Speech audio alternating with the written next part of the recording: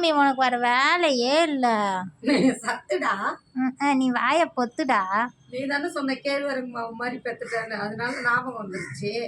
இருந்த கேழ்வரகுல கஞ்சி செஞ்சுட்டேன். பால் ஊற்றி சூப்பராக சர்க்கரை போட்டு சூப்பராக இருக்கும், குடிக்கணும். சூப்பராக இருக்கும். ஸ்ட்ரென்த்து தெரியுமா? அப்போ நீயே குடி.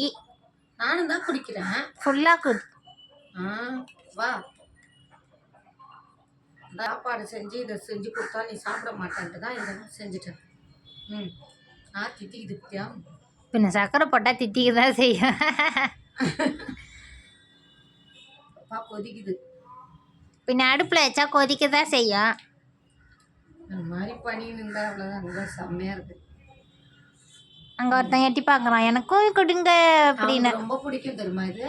இப்போ சூப்பராக குடிப்பான். வா, மணி ஆகுது.